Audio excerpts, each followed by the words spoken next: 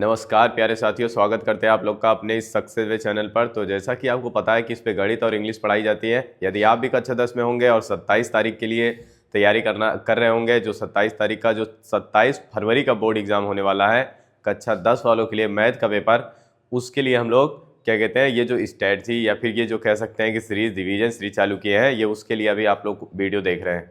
तो मतलब क्या कहते हैं, अगर आपका भी ये टारगेट होगा कि मैथ में 99, 98 ऐसा कुछ नंबर लेना या फिर 100 नंबर लेना, तो मतलब क्या कहते हैं इस वीडियो से जुड़े रहें शुरू से अंत तक, क्योंकि हम पहले भी बता चुके हैं कि इस पे जो भी वीडियो डाली जाती है वो बहुत इंपॉर्टेंट होती है और जो भी क्वेश्चन इस पे दिया जाता है वो 101% है कि एग्जाम में आना उसका फिक्स है।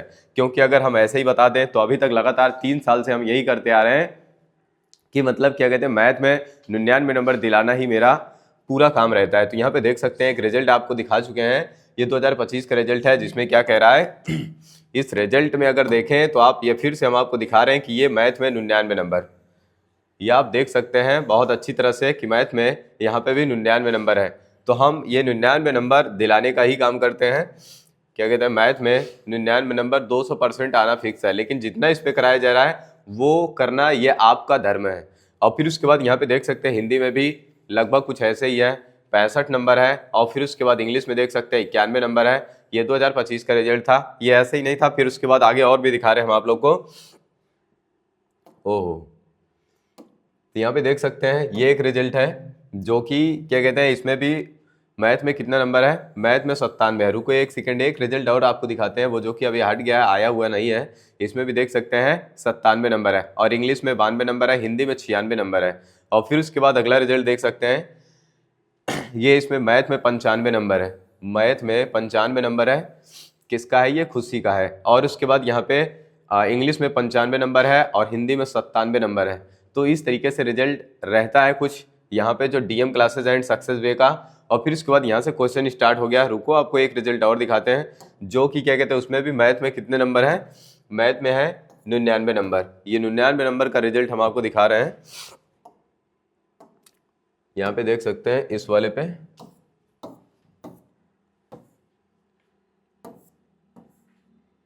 ये भी कक्षा 10 का ही रिजल्ट है, 2024 का। यहाँ पे देख सकते हैं, यहाँ पे भी मैथ में कितने नंबर हैं, ये शैलजा पटेल का है, जिसमें क्या कहते हैं मैथ में देख सकते हैं 99 नंबर। तो यही हम आपको दिखाना चाहते हैं। अगर आप भी इस तरीके से हिंदी में 96 नंबर, अगर इस तरीके से नंबर आप भी लेना चाहते हैं तो हमारे इस चैनल से जुड़े रहें, क्योंकि हमारा यही मकसद रहता है, हम जो भी इस पे देंगे वही बोर्ड एग्जाम में आता रहता है। और फिर उसके बाद इन लोग को भी इसी तरीके से करवाए थे, तो ये लोग भी जो इतना अच्छा खासा रिजल्ट या फिर इतना अच्छा खासा नंबर पा सकते हैं या फिर पाए हुए हैं। आगे देखेंगे, स्टार्ट करते हैं क्वेश्चन, जो कि आप लोग को लगातार 15 क्वेश्चन देखने को मिलेगा। अभी तक हम लोग रिवीजन सीरीज का 500 क्वेश्चन का टारगेट रखे थे, हो सकता है ये 500 क्वेश्चन का टारगेट और आगे चला जाए, 600 या 800 क्वेश्चन हो जाए, वो देखते हैं, डिपेंड ऑन मी, वो मेरे ऊपर निर्भर करता है। अगर इतने में हो जाता है पूरा कॉन्सेप्ट तो नहीं कराएंगे, अगर नहीं होता है तो फिर उसके बाद और आगे करवा देंगे। तो यहाँ पे आगे देखेंगे, अभी हम लोग क्या करने वाले 15 क्वेश्चन ऐसे ही जो कि बहुत इंपॉर्टेंट रहेंगे वो लेकर के आए हैं। तो आगे इसमें क्या कह रहा है, किन्हीं दो धनात्मक पूर्णांक ए और बी के लिए क्या सही होगा। इसको मैं कई बार बता चुका हूं कि अगर क्या कहते हैं कोई संख्या देता है तो पहली संख्या अगर ए कह रहा है और दूसरी संख्या अगर बी कह रहा है, तो यहाँ पे एक सूत्र होता है कि पहली संख्या गुणे दूसरी संख्या बराबर इन दोनों का लासा और फिर उसके बाद इन दोनों का मासा। तो यहाँ पे ये देख सकते हैं इस तरीके से आपको करना रहता है। अगर यहाँ ऐसी कंडीशन किसी में दिख रही हो तो हम उस ऑप्शन को सही कर सकते हैं। यहाँ पे देखो ऑप्शन नंबर डी में, तो यहाँ पे पहली संख्या दूसरी संख्या गुणे लासा और मासा, तो यहाँ पे ये ऑप्शन नंबर डी इसका सही हो जाएगा। इस तरीके से इस पे कई बार इसके पहले तो ये मतलब क्या कहते कह सकते हैं कि लगातार 24 में भी आया है और 23 में भी आया है। तो अगर इसमें देखेंगे उसके पहले भी आ चुका है, ये देखेंगे कि ये अभी तक डायरेक्ट ये पूछ रहा है, लेकिन अब जो 25 में पूछा या फिर 24 में भी एक आध सेट में ये पूछा था, उसमें कहेगा कोई भी 3 मान दे देगा, चौथा इसमें से पूछ रहा है, कोई 3 दे करके चौथा पूछ रहा है। तो ये जरूरी नहीं है कि जो यहाँ पे जैसे क्वेश्चन कराए हैं ये डायरेक्ट वही पेपर में आ जाए। अभी जो देगा तो हो सकता है कि वैसा दे दे कि मतलब कहे कि किन्हीं दो संख्याओं का, मतलब क्या कहते हैं दो संख्याओं का गुणा बराबर किसके होता है। ये ना दे करके डायरेक्ट ये भी देख सकता है लासा गुणे मासा, ये भी डायरेक्ट दे सकता है, इसमें चेक कर सकता है पहली संख्या गुणे लासा, बस इतने ही करके छोड़ देगा। तो ऐसा भी क्वेश्चन इसमें बनाया जा सकता है। आगे देखेंगे, अगले क्वेश्चन की ओर बढ़ते हैं। ये क्वेश्चन पहला था। दूसरा क्वेश्चन इसमें क्या कह रहा है, कह रहा है कि m बराबर 5 है, n बराबर का m प्लस का 7, तो कह रहा है फिर इनका मान बताइए। तो इसके लिए हमको क्या करना पड़ेगा, सबसे पहले हम यहाँ से मान निकालेंगे किसका, n का। तो यहाँ पे दिया n बराबर और फिर उसके बाद m प्लस का 7, अगर यहाँ पे रखेंगे इसका मान 5 तो n का मान कितना आ जाएगा, 5 प्लस का 7, तो n का मान आ जाएगा 12। ये n का मान आ गया 12। अब हमसे जो पूछ रहा है उस पे मान रख दो, तो यहाँ पे m का मान m का स्क्वायर प्लस n का स्क्वायर ये पूछ रहा है। m का मान कितना दिया हुआ था, m का मान 5 दिया था। इस तरीके से सॉल्व करेंगे, m का मान 5 रखेंगे, n का मान 12 रख देंगे, इनका स्क्वायर कर देंगे। और जैसे ही यहाँ पे 5 के स्क्वायर करेंगे 25 और 12 के स्क्वायर करेंगे 144, इन दोनों को जोड़ेंगे तो ये कितना आ जाएगा 169। और ये 169 किसका स्क्वायर होता है, तो यहाँ पे अगर हल करेंगे तो ये होता है 13 गुणे 13। तो इसको हम कह सकते हैं ये 13 का स्क्वायर होता है। कोई भी चीज अंडर रूट में 2 बार अगर लिखी जाएगी तो उसको बाहर 1 बार लिखा जा सकता है। तो यहाँ पे ऑप्शन नंबर कौन सा सही हो जाएगा, सी सही होगा इसका। अगले क्वेश्चन की ओर बढ़ते हैं। तो अगला क्वेश्चन क्या कह रहा है, तीसरा क्वेश्चन कह रहा है किसी परमेय संख्या के समतुल्य परमेय संख्याएं होंगी। तो अगर कह रहा है कि कोई परमेय संख्या है उसके समतुल्य उसके समान कितनी परमेय संख्याएं हो सकती हैं, क्या 1 होंगी, 2 होंगी, 3 होंगी, नहीं, अपरिभाषित। इसको ये भी कह सकते हैं, कभी कभी ये अपरिभाषित कहेगा, या तो ऐसे बना के छोड़ देगा, या तो कहेगा अनंत। तो ये भी सही है, जो कहेगा वो लगा सकते हैं। मतलब क्या कहते हैं, इस अपरिभाषित का मतलब ये होता है और इसका मतलब अनंत होता है। इसका मतलब क्या हो गया कि कितनी संख्याएं बनाई जा सकती हैं, उतनी बनाई जा सकती है जितना कि हम गिन नहीं सकते।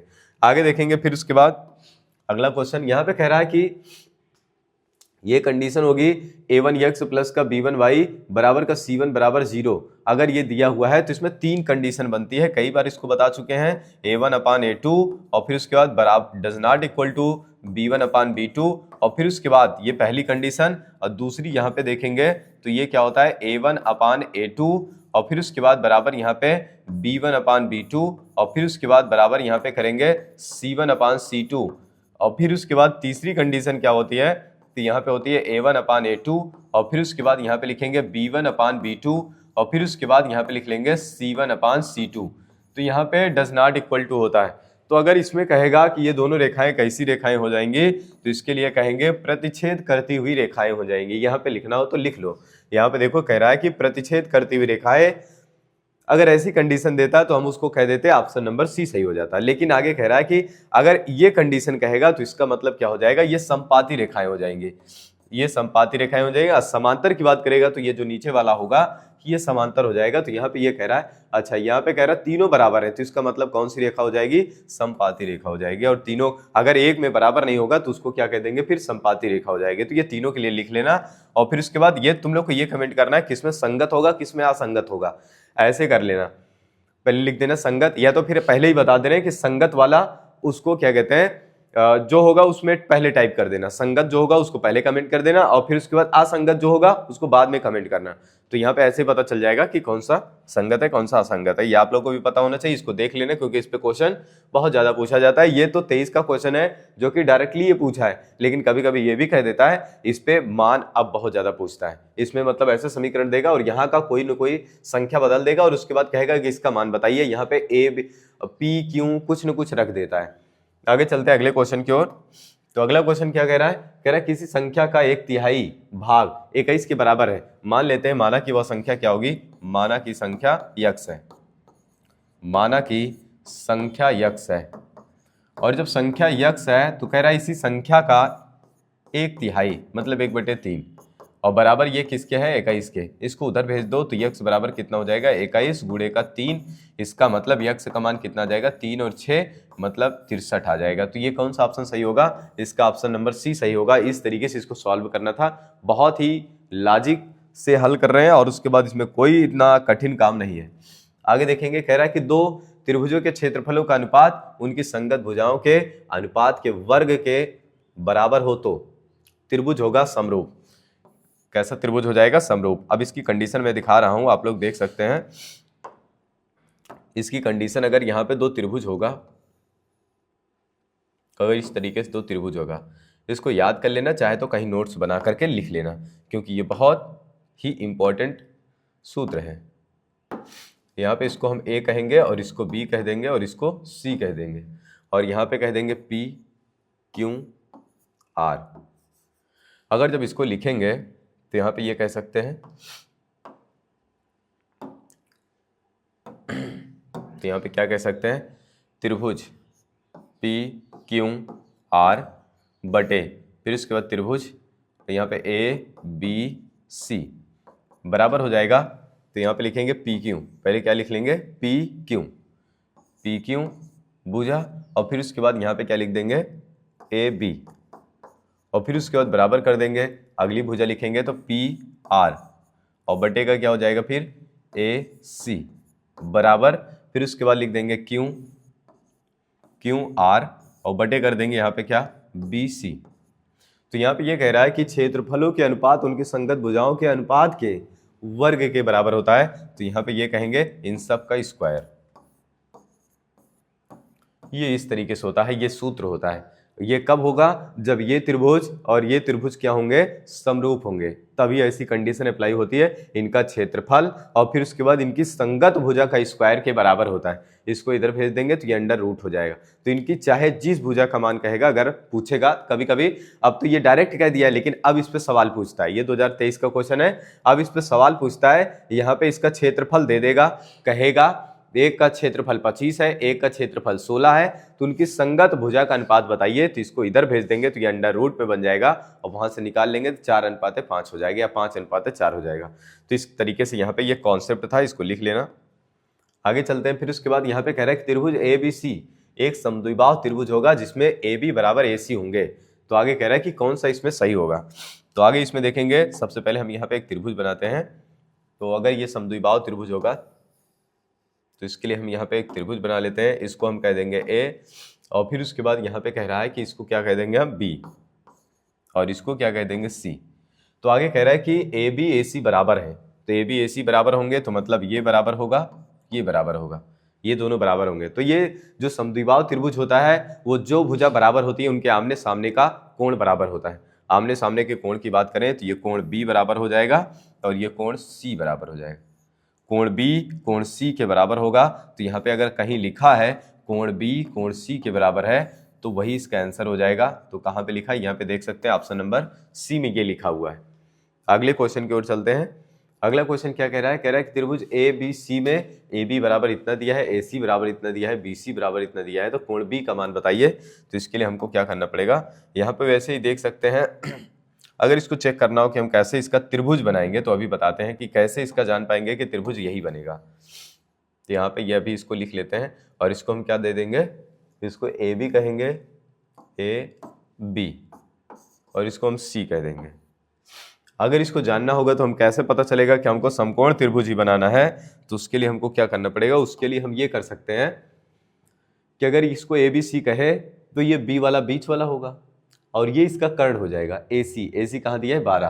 तो यहाँ पे 12 का स्क्वायर बराबर, और फिर उसके बाद यहाँ पे 6√3 का स्क्वायर, और फिर उसके बाद जो बचा उसका भी स्क्वायर कर दो, 6 का स्क्वायर, और 6 का स्क्वायर 36, और 36 ये कितना होता है 108, और फिर उसके बाद यहाँ पे 6 छंग 36, अगर इनको जोड़ते हैं तो कितना आ जाएगा 144, और इनका स्क्वायर कितना होता है 144। तो यहाँ पे देख सकते हैं ये दोनों बराबर हैं।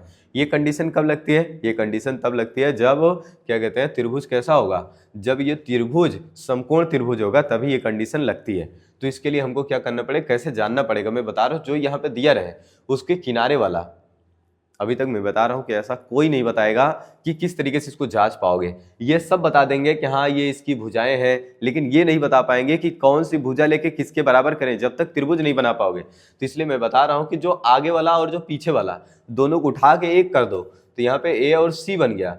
ए और सी बन गया तो इसका मतलब अगर यहाँ पे देखो ए और सी बन गया तो यही वाली भुजा हमारी क्या होगी, कर्ण होगी। ये जहां पे दिया हो सवाल में उसका स्क्वायर कर दो, बाकी जो 2 बचे उसका क्या कर देना है, स्क्वायर करके जोड़ देना। अगर ये तीसरे वाले के बराबर आ गया तो समझ लेना ये समकोण त्रिभुज होगा। अगर समकोण त्रिभुज होगा तो ये बी का मान कितना आ जाएगा, 90 डिग्री। ऑप्शन में कोई है तो यहाँ पे ये कह सकते हैं बी 90 डिग्री है। तो आगे चलते हैं, अगला क्वेश्चन देखते हैं।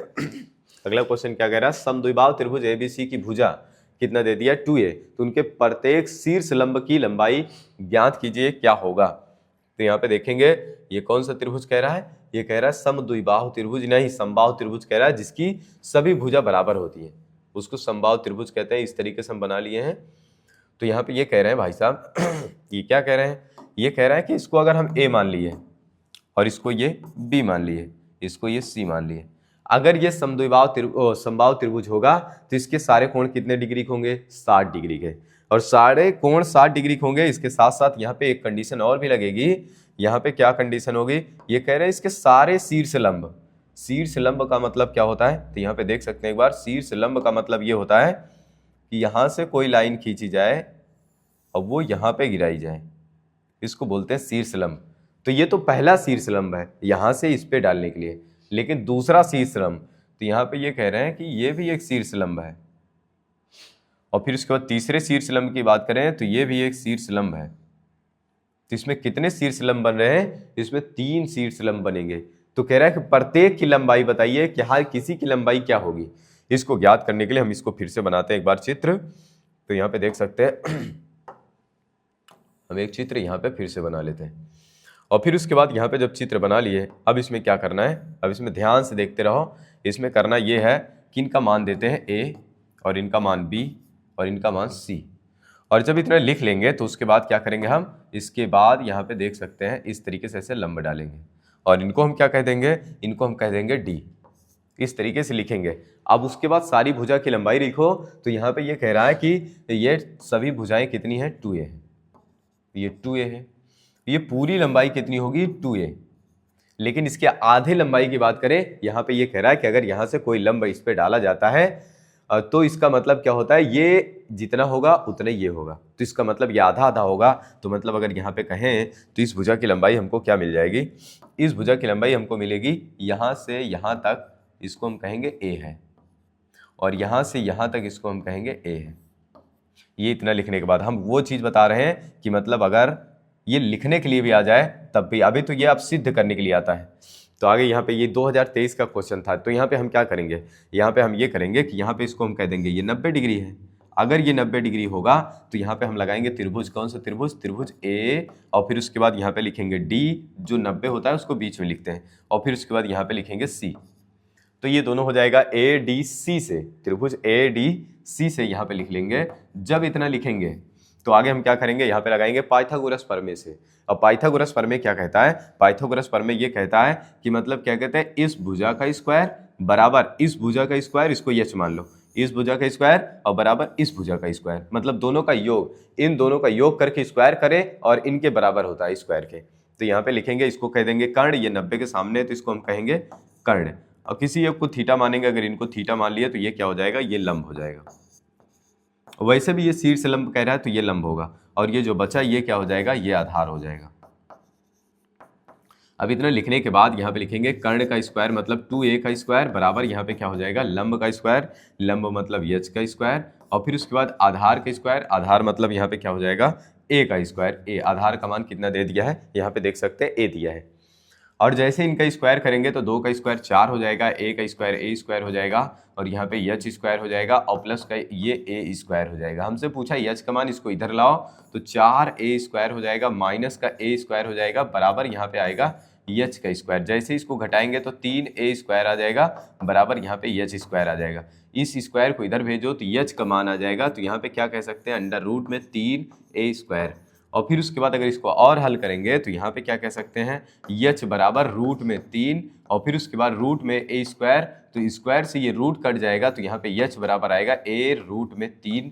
ये हर एक h का मान आएगा, चाहे इधर वाले h की बात करें, चाहे इधर वाले h की बात करें, और चाहे इधर वाले h की बात करें, सबका मान कितना आ जाएगा, यहाँ पे सबका मान आएगा a रूट में 3। ये तो हम क्वेश्चन बता दिए थे जो क्वेश्चन आया हुआ था। अब तुम लोगों को एक क्वेश्चन होमवर्क में देते हैं, अगर ये ऐसा त्रिभुज दिया है, वो भी त्रिभुज कैसा होगा, समबाहु त्रिभुज। इसको हम a कहेंगे, इसको b कहेंगे, इसको c कहेंगे। इसकी इस भुजा का मान a है, और फिर उसके बाद यहाँ पे कह रहा है इस भुजा का मान भी a है। ये भी क्वेश्चन आ चुका है, इस भुजा का मान भी a है। तो आपको बताना है कि मतलब इस शीर्ष लंब की लंबाई क्या आएगी, इसकी लंबाई क्या होगी, ये बताना है। इसमें h का मान ये कितना आएगा, इसको आप लोग को हल करके बताना है कि ये कितना आएगा। चलते फिर उसके बाद अगले सवाल पर। अगला सवाल कह रहा है यदि ए बराबर इतना दिया है 1 प्लस का tan स्क्वायर ए अपान में 1 प्लस का cot स्क्वायर ए, तो इसका मान बताइए। ए बराबर 30 डिग्री दे दिया है, तो यहाँ पे क्या करेंगे, इसको सॉल्व करने के दो तरीके हैं। पहला तरीका हम क्या कर सकते हैं, पहला तरीका यहाँ पे लगा सकते हैं कि इसके स्थान पे क्या लिख सकते हैं, इसके स्थान पे क्या लिख सकते हैं। तो अगर इसको लिखना चाहो तो लिख लो, अगर नहीं लिखना चाहते तो कोई बात नहीं। इसके स्थान पे हम सेक लिख सकते हैं और इसके स्थान पे हम कॉसेक लिख सकते हैं। तो यहाँ पे लिखना चाहे तो यहाँ पे डायरेक्ट लिख लो, तब ज़्यादा आसान रहेगा। यहाँ पे लिखेंगे क्या, सेक स्क्वायर ए, और अपान में यहाँ पे हो जाएगा कॉसेक स्क्वायर ए। और यहाँ पे इसके स्थान पे भी लिख सकते हैं, क्या लिख सकते हैं यहाँ पे, 1 अपान का कॉस स्क्वायर ए। और यहाँ पे क्या लिखते हैं, तो यहाँ पे लिख सकते हैं 1 अपान का साइन स्क्वायर ए। ये इतना लिखने के बाद इसको यहाँ भेज सकते हैं और इसको सबसे ऊपर भेजेंगे तो यहाँ पे हो जाएगा साइन स्क्वायर ए और अपान में ये आ जाएगा कितना, कॉस स्क्वायर ए। जब ये इतना लिख लेंगे तो साइन अपान कॉस को क्या लिख सकते हैं, tan स्क्वायर ए। और यहाँ पे देख सकते हैं ए का मान कितना रखना है, 30, तो यहाँ पे लिख सकते हैं tan स्क्वायर ए नहीं 30 रखेंगे। और 30 का मान क्या होता है, 1 अपान का रूट में 3, इनका स्क्वायर कर देंगे तो यहाँ पे कितना आ जाएगा, 1 का स्क्वायर 1 होता है, रूट 3 का स्क्वायर 3 होता है, तो 1/3। ऑप्शन नंबर डी सही है। ये तरीका था मेरा, ये तरीका था सक्सेस वे का। तो आगे अगर क्या कहते हैं, बाकी लोग क्या करेंगे, इसको लेने के बाद डायरेक्ट यहाँ पे क्या रखेंगे, 30, यहाँ पे रखेंगे 30, और जो कि करने में हो जाएगा बहुत झमेला। तो इसलिए हम ये नहीं चाहते हैं कि झमेला हो, हम ये चाहते हैं कि डायरेक्ट सवाल को करना कितना आसान, हमारा यही मकसद होता है, सवाल को कितना आसान कर दे। तो बस अगर इसके लिए मतलब क्या कहते हैं, आप यहाँ पे आए हैं तो सवाल आपको आसान, या फिर कह सकते हैं कि बहुत एकदम स्मूथ तरीके से यहाँ पे सवाल सब कराई जाती है। ऐसा नहीं होगा कि यहाँ पे मान रखो डायरेक्ट, फिर उसके बाद यहाँ पे 1 प्लस का, यहाँ पे जब इसका मान रखेंगे 1/3, फिर इधर गुणा कराएंगे, फिर जोड़ेंगे, ये बहुत ज़्यादा दिक्कत हो जाएगी। आगे चलते हैं अगले क्वेश्चन की ओर। क्वेश्चन नंबर 11, इसमें क्या कह रहा है कि दो वृत्तों के व्यासों का अनुपात दे दिया है, तो इसका मतलब ये हो जाएगा d1 और फिर उसके बाद d2 का अनुपात दिया है, कितना दे दिया है, 4:9। आगे कह रहा है वृत्तों की परिधियों का अनुपात क्या होगा। तो इसके लिए जो परिधि होती है, तो पहले वृत्त की परिधि तो यहाँ पे हो जाएगा 2πr1 और फिर उसके बाद दूसरे वाले को हो जाएगा 2πr2। अगर जब इसको काटेंगे तो ये कट जाएगी, इसका मतलब हमको चाहिए r1/r2। अगर हमको चाहिए r1/r2 तो यहाँ पे हमको क्या करना पड़ता है, सूत्र हमको पता होना चाहिए कि 2r बराबर क्या होता है, d। 2r बराबर d होता है, तो हम इसको नीचे भेज देंगे तो यहाँ पे इसके बराबर क्या हो जाएगा, d/2। तो यहाँ से अगर हमको r1 निकालना होगा तो यहाँ पे लिखेंगे r1 और यहाँ पे लिखेंगे d1/2 और यहाँ पे ये मान रख देंगे। तो इसका मान जब रखेंगे तो ये हो जाएगा r1 और ये d1 का मान 4/2 हो जाएगा। और फिर उसके बाद यहाँ पे लिखेंगे ये होता है 2r बराबर d। तो यहाँ पे फिर से अगर 1 की बात करेंगे तो यहाँ पे ये बन जाएगा अपान में 2 और ये अब की बार r2 बराबर यहाँ पे हो जाएगा d2/2। और जैसे ये इतना मिल जाएगा तो r2 का मान हमको निकालना है, तो d2 का मान हमको मिला है 9/2 और यहाँ पे ये सब रख दो। तो यहाँ पे r1 वाला मान रखेंगे तो r1 का मान कितना आया है, 4/2। r2 का मान रखेंगे तो ये कितना आ जाएगा, 9/2 और ये 2 से 2 कट जाएगा तो यहाँ पे बचेगा कितना, 4/9। इसका मतलब क्या हो जाएगा, 4:9। इस तरीके से इसको सॉल्व करना था, तो ऑप्शन यही सही होगा। तो यहाँ पे ये कह सकते हैं अगर इसको आपको सॉल्व करना था, मतलब क्या कहते हैं, अगर आप ये चाहते हैं कि ये इतना भी ना करना पड़े तो इसको इसके लिए याद कर लो कि अगर किसी भी वृत्त के व्यास का अनुपात जो होता है वही परिधि का अनुपात होता है। इसको लिखना होगा तो लिख लेना, किसी भी वृत्त में जो व्यास का अनुपात होता है वही उसके परिधि का अनुपात होता है, सेम होता है। आगे चलते हैं अगले क्वेश्चन पे, क्वेश्चन नंबर 12। तो यहाँ पे हम आपको पहले भी बता चुके हैं कि ये क्वेश्चन आता है, लेकिन अभी 2024 में नहीं आया है, नहीं हो सकता 24 में आया हो, 25 में नहीं आया, तो क्या पता 26 में पूछ ले। तो यहाँ पे लगातार, लेकिन उसके पहले जो पूछता था वो लगातार पूछता था। ये टिक मार का डायरेक्ट नहीं पूछा है, लेकिन वो इस पे सवाल एक एक सेट में 2-2, 3-3 सवाल पूछा है, एक एक सेट में 2-2, 3-3 सवाल। तो इसमें क्या करना रहता है, तो यहाँ पे हम इसको याद कराए थे कि बहू का लक जब हो जाते हैं 32 लोग घर में तो बहू का लक खराब हो जाता है। घर में कितने लोग हो जाएंगे 32। देख लो कहाँ पे 32 लिखा है, 32 यहाँ भी लिखा है, लेकिन बहू आगे नहीं आ रही है। और फिर उसके बाद यहाँ पे 32 लिखा ही नहीं है, ऐसे ही कट गया, 32 लिखा ही नहीं है, यहाँ पे 32 लिखा है, इसलिए डायरेक्ट आंसर कर देंगे, याद करने की भी जरूरत नहीं होगी। बहू का लक खराब कब होता है? जब घर परिवार में 32 लोग होते हैं। और परिवार में 32 लोग होंगे तो आगे बहू आएंगी, लेकिन यहाँ पे बहू नहीं आ रही है, यहाँ पे है बहू लक, बहू का लक। तो यहाँ पे 32 हो गया, बाकी तो वैसे ही कट जाएगा। तो यहाँ पे भी ये 32 है, लेकिन यहाँ पे बहू नहीं आ रहा है, तो इसलिए ये भी कट जाएगा। ऑप्शन नंबर 20 का सही हो जाएगा। आगे चलते हैं क्वेश्चन नंबर 13 पे। 13 वाला कह रहा है कि यहाँ पे लिखा है 2 cos स्क्वायर 45। बहुत क्वेश्चन ये बहुत ज़्यादा पूछा जाता है, क्या ही बताएं। इसको याद कर लो तो हो सकता है कि 2 नंबर आपका कंफर्म हो जाए 2026 में। तो यहाँ पे ये कह रहा है कि ये थीटा का मान पूछ रहा है, इसमें कह रहा है थीटा का मान बताइए क्या होगा थीटा का मान। तो यहाँ पे थीटा का मान पूछ रहा है, तो इसका मतलब हम क्या करेंगे, यहाँ पे लिखेंगे 2 और फिर उसके बाद यहाँ पे cos 45 का मान कितना होता है।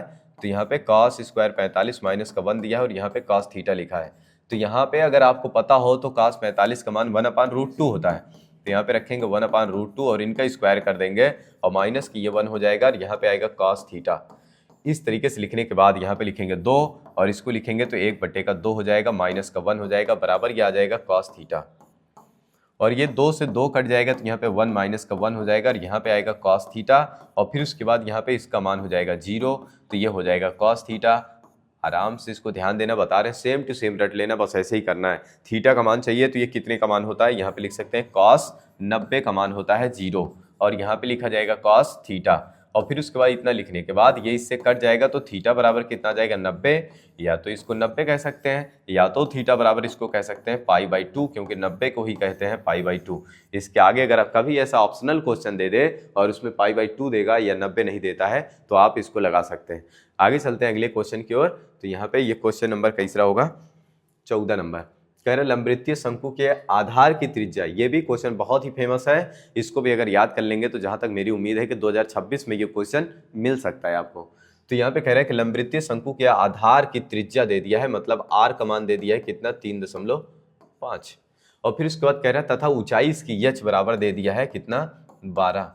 कह रहा शंकु की तिर्यक ऊंचाई ज्ञात कीजिए, मतलब यल का मान पूछ रहा है। इसका मतलब क्या हो सकता है, इसका मतलब ये हो सकता है कि यहाँ पे एक सूत्र होता है यल के स्क्वायर बराबर एच के स्क्वायर प्लस आर का स्क्वायर, या तो ये डायरेक्ट लगा लो। अगर ये नहीं लगाना है तो सबसे पहले यहाँ पे उनको कह रहे हैं भैया बड़ा बड़ा चित्र पहले हमको बना के दिखाओ कि मतलब आप कैसे इसको हल करते हो। तो इसके लिए हमको क्या करना पड़ेगा, ऐसे बड़ा बड़ा हम चित्र बना लेते हैं। तो यहाँ पे जो बड़ा बड़ा हम ये चित्र बनाए हैं तो इसका मतलब क्या हो गया, ये जो इसकी ऊंचाई कह रहा है इसका मतलब दे दिया है 12 और जो इसकी यहाँ से यहाँ तक त्रिज्या दे दिया है, ये त्रिज्या कितना दिया है, त्रिज्या दे दिया है 3.5। अब हमसे ये कह रहा है तिरछी ऊंचाई बताइए गाइस ये कितना होगा, तो इसका मान होता है यल, ये पूछ रहा है और इसके लिए हमको लगाना पड़ता है ये वाला सूत्र। और फिर उसके बाद अगर ये चित्र नहीं समझ में आ रहा तो चित्र ऐसा बना लो अपने से खुद से। तो यहाँ पे हम क्या कर सकते हैं, तो यहाँ पे चित्र बना सकते हैं ये इस तरीके से, ये होता है शंकु गाइस, ये होता है शंकु इस तरीके से, ये होता है यल और ये होता है यच और ये होता है आर।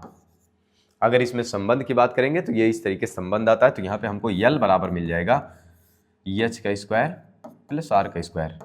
गाइस मैं बता रहा हूँ हर कोई इसमें क्या गलत करता है, बहुत ही आसान है। अगर यहीं पे जो 3.5 दिया है यहीं पे डायरेक्ट या तो 35 दे देता या तो यहीं पे डायरेक्ट 25 दे देता तो इसको हर कोई कर देता, लेकिन ये दशमलव की वजह से इस सवाल का महत्व और इसकी क्रेडिट बढ़ जाती है। तो आगे देखेंगे दशमलव को कैसे सॉल्व करते हैं, बहुत ही आसान तरीके से। शायद ही आप आज तक कभी नहीं देखे होंगे कि कोई ऐसा कराया है। यहाँ पे यच बराबर यच का मान यहाँ पे रख देंगे 12 का स्क्वायर और फिर उसके बाद यहाँ पे 3.5 इनका स्क्वायर। अब उसके बाद यहाँ पे यल बराबर लगाएंगे, फिर उसके बाद यहाँ पे हमको इसका स्क्वायर कर देना है, फिर प्लस अगर यहाँ पे ध्यान देना इसको 35 लिख सकते हैं 35 और उसके बाद इसके नीचे क्या लिखेंगे हम, इसके नीचे 10 लिखेंगे। तो इन पूरे का स्क्वायर कर देना है और पूरे का स्क्वायर किया कैसे जाता है आप लोगों को अभी हम दिखाते हैं गाइस। तो यहाँ पे या तो इस तरीके से कर देना या तो फिर क्या कहते हैं, अगर ये करना थोड़ा सा कठिन हो रहा है तो एक काम ऐसा करो, इसको ऐसा नहीं करेंगे। यहाँ पे क्यों नहीं करेंगे, अभी इसमें गाइस थोड़ी सी सवाल ये डिफिकल्ट हो जाएगी, इधर गुणा करा के फिर जोड़ना तो मतलब दिक्कत हो जाएगा। अब यहाँ पे हमको क्या करना है, यहाँ पे 3.5 का स्क्वायर करना है। 3.5 का अगर स्क्वायर करना रहता है तो ये समझ लो कि हम 35 का स्क्वायर करेंगे। 35 का स्क्वायर कर देंगे तो 35 का स्क्वायर करने के लिए चाहे 35 कहे, चाहे 25 कहे और चाहे 45 कहे, अगर इन सब का स्क्वायर करने के लिए कहता है गाइस तो ये ट्रिक होती है। चाहे इतने का स्क्वायर कहे, चाहे इतने का स्क्वायर कहे, ये ट्रिक होती है। इसके लिए ट्रिक मैं आपको बता रहा हूँ। क्या होता है कि जो पीछे लिखा रहता है ना, पहले 25 लिख लो, तो यहाँ पे 25 लिख दिए, और जो आगे आप संख्या लिखी है ये इसमें एक जोड़ दो तो 4 हो जाता है, और यही बगल में लिख लो 3 हो जाता है, 4 3 12। आगे यहाँ पे अगर इसको लिख दोगे तो गाइस ये होता है इसका स्क्वायर 35 का। और अगर यहाँ पे आएंगे 25 की बात करेंगे तो यहाँ पे देख सकते हो, अपने फोन से निकाल के चेक कर लेना कि क्या ये सही बता रहे हैं। पीछे 25 लिखेंगे तो पीछे 25 लिख देते हैं, और यहाँ पे जो संख्या है वो क्या लिखा है 2, 2 में एक जोड़ेंगे, 3 गुणे 2 कर देंगे, इनका गुणा कराएंगे तो ये 6 आएगा, तो यहाँ पे 6 आगे चिपका दो, बस हो गया गाइस। इतना ही करना था, ये इतना अभी कोई नहीं बताया होगा। तो यहाँ पे ये कि जो पीछे वाला है तो ये पीछे वाले का फिर से लिखो 25, आगे कितना लिखा 4, तो यहाँ पे 4 में एक जोड़ दो तो 5 चौक 20 हो जाता है। तो ये जो 45 का स्क्वायर होता है वो 20 25 होता है। और फिर उसके बाद अगर और आगे जाएंगे तो यहाँ पे ये 25 लिखे और इसमें एक जोड़े तो कितना हो गया 6, गुणे का 5 कर देंगे तो 6 पंजे 30 हो जाता है। 55 का स्क्वायर 30 25 होता है। इस तरीके से हमको सबको नहीं करना है, बाकी आगे का तुम लोग इसका कमेंट में कर देना आंसर इसका क्या आएगा 95। बस केवल क्या ध्यान देना है, पीछे 5 होना चाहिए, पीछे 5 होगा गाइस तभी ऐसा होगा, अगर पीछे 5 नहीं होता है तो ये ट्रिक नहीं लगती है। तो आगे चलते हैं, फिर उसके बाद इसको हम मिटाते हैं। तो हमको क्या करना था, जितना करना था बस हम उतना ही बचाएंगे। तो यहाँ पे हम क्या कर सकते हैं, मैं बता रहा हूँ कि क्योंकि ये दशमलव से और स्क्वायर से इसका पूरा खेला है इसका आंसर, तो यहाँ पे अगर जब इसमें लगाएंगे तो इसका मतलब ये होता है इसका 2 बार लिख के गुणा कराना, तो 35 का भी कर दिए, इसका मतलब पीछे से 2 अंक गिन करके इसका दशमलव लगा देंगे तो यहाँ पे कितना आ जाएगा ये।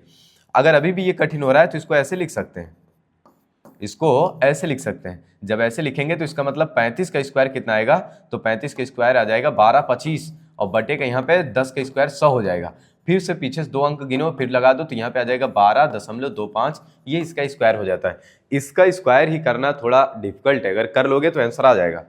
आगे देखते हैं फिर उसके बाद, लेकिन कुछ लोग अगर स्क्वायर भी कर लेंगे तो भी नहीं कर पाएंगे, क्योंकि अभी देखो इसमें क्या खेला होता है। जब इसका स्क्वायर करे तो 144 आ गया प्लस, और इसका स्क्वायर करे तो यहाँ पे कितना आ जाएगा 12.25, ये इसका स्क्वायर आ गया और यहाँ पे यल हो जाएगा। अब इसका स्क्वायर आने के बाद आगे क्या करेंगे, इनको जोड़ना है, तो कुछ लोग को जोड़ना भी आना चाहिए। अगर जब ये डायरेक्ट संख्या लिखी होती है तो दशमलव सबसे पीछे होता है, तो यहाँ पे 144 लिखा है, दशमलव यहाँ लगा देंगे, और इधर जहाँ दशमलव है दशमलव को दशमलव के सामने लिख दो, ये लिख दिए। फिर यहाँ पे 12 लिख लो और उसके पीछे वाला जो है पीछे लिख दो, जो बराबर नहीं होता है वहाँ पे 0 लगा लो। इनको जोड़ देते हैं तो 5 आएगा, ये 2 आएगा, दशमलव ये 6 आएगा, 5 आएगा, 1 आएगा। इस तरीके से यहाँ पे जब यल बराबर आएगा तो अंडर रूट के अंदर ये आ जाएगा 5.625। गाइस फिर से हम एक खेला दशमलव से दशमलव हल करने का भी एक तरीका और बता रहे हैं। तो यहाँ पे जब ये इतना लिख लेंगे, अब इसके आगे का कंडीशन देखो, इसके आगे कंडीशन। तो यहाँ पे गाइस ये 14 नंबर क्वेश्चन है, इसके आगे 15 नंबर क्वेश्चन आएगा। पहले इसकी कंडीशन देख लेते हैं। तो यल बराबर हम यहाँ पे क्या करेंगे, तो यहाँ पे लिखेंगे, इसको ऐसा लिख सकते हैं 5 6 और फिर उसके बाद यहाँ पे 2 5, और जैसे इसके आगे 2 अंक है इसका मतलब नीचे हम क्या लिख लेते हैं 100। अब इसको निकालेंगे तो ये बाहर गाइस कर लेना 125 निकलेगा, ये 10 निकलेगा, तो यहाँ पे ये यल बराबर यहाँ पे क्या आ जाएगा, इसको अगर दशमलव लगाएं पीछे से एक अंक गिनने के बाद ये लगा देंगे तो ये यल बराबर आ जाएगा। तो इस तरीके से इसका आंसर होगा गाइस। करने के बाद बंद कर दिया क्या, अरे एक का क्वेश्चन में हो जाएगा, तुम लोग भी अपना दिमाग लगा दो, जब बंद होगा देखना जाएगा। आगे इसमें कह रहा है कि यहाँ पे 2 बिंदु दिया है गाइस, इन्वर्टर डाउन हो चुका है, अगर क्या कहते हैं ये बंद हो जाता है तो आप लोग इसको सॉल्व कर लेना, बाकी हम इसको कर रहे हैं। तो यहाँ पे ये देख रहे हो कि 2 बिंदुओं के बीच की दूरी अगर पूछता है तो उसके लिए सूत्र होता है अंडर रूट के अंदर x2 - x1 का होल स्क्वायर और फिर उसके बाद प्लस y2 - y1 का होल स्क्वायर। इसका स्क्वायर जैसे ही करेंगे तो यहाँ पे d बराबर आएगा, इसको क्या कहेंगे x1 y1 और इसको कहेंगे x2 y2। जैसे इसका मान रखेंगे, x1 का मान कितना दिया है a, माइनस y1 का मान दिया है माइनस माइनस प्लस का a, इनका स्क्वायर कर देंगे प्लस, और y2 का मान दे दिया है कितना b, और फिर उसके बाद नहीं माइनस का दिया है। तो यहाँ पे गाइस कुछ उल्टा हो गया जल्दी में, ये उल्टा क्या हुआ है, तो यहाँ पे पहले हमको x2 रखना था, तो यहाँ पे क्या आएगा, x2 का मान दिया है माइनस a और x1 का मान दिया है माइनस a, इसका स्क्वायर और प्लस, और यहाँ पे कर देंगे माइनस b, ये आएगा माइनस b और इनका स्क्वायर। तो यहाँ पे देखो जब दोनों चिन्ह सेम होते हैं ना तो वहाँ पे जुड़ जाता है, तो ये माइनस का 2a हो जाएगा। और फिर उसके बाद यहाँ पे आ जाएगा तो ये माइनस का 2b हो जाएगा, इसका स्क्वायर। फिर उसके बाद d बराबर यहाँ पे आएगा, जब इनका स्क्वायर करेंगे तो 4 और माइनस माइनस प्लस हो जाएगा, a स्क्वायर हो जाएगा। और यहाँ पे जब स्क्वायर करेंगे तो 4b स्क्वायर हो जाएगा। इस तरीके से करने के बाद d बराबर, यहाँ दोनों में 4 बाहर निकालो, बचेगा a स्क्वायर प्लस का b स्क्वायर। इस तरीके से लिखने के बाद यहाँ पे d बराबर हमको मिलेगा क्या, तो यहाँ पे 2 गुणे 2 हो जाएगा। और फिर उसके बाद यहाँ पे कोष्टक में a स्क्वायर प्लस का b स्क्वायर बन जाएगा। और इसको बाहर निकालेंगे तो यहाँ पे 2 आ जाएगा, ये आएगा इसका आंसर गाइस। इस तरीके से इसको सॉल्व करना था, ये d बराबर। हम इसको और थोड़ा सा आसानी से बताते हैं, लेकिन यहाँ पे अभी लाइट कट गई है और इन्वर्टर भी डाउन होने वाला है, तो इसलिए हम इसको जल्दी जल्दी में बता दिए हैं। इस तरीके से इसको सॉल्व करना रहता है गाइस। अगर आपको भी ये सारे क्वेश्चन अच्छे लगे होंगे तो एक बार क्या कर देना, वीडियो को लाइक कर देना और शेयर कर देना, और इसके बाद चैनल को सब्सक्राइब कर लेना, क्योंकि इस पे ऐसे ही जो अभी देखे क्वेश्चन यहाँ पे इस तरीके से, ये क्वेश्चन हर किसी का गलत होता है, तो इसको कैसे सॉल्व किया जाए, इसके ट्रिक किस तरीके से यहाँ पे जिसको बताएं। अगर ऐसी ट्रिक आपको भी जानना है और उसके बाद पेपर में बहुत आसानी तरीके से, स्मूथ तरीके से पेपर करके आना है, तो यहाँ पे जितने क्वेश्चन कराए जा रहे हैं वो सारे क्वेश्चन करना, प्लस चैनल को सब्सक्राइब कर लेना, क्योंकि इस तरीके से जो क्वेश्चन कराए जाएं ताकि वो आपके फोन तक उसका वीडियो तुरंत पहुंच जाए। फिर से मिलेंगे अगले वीडियो में, तब तक के लिए बाय।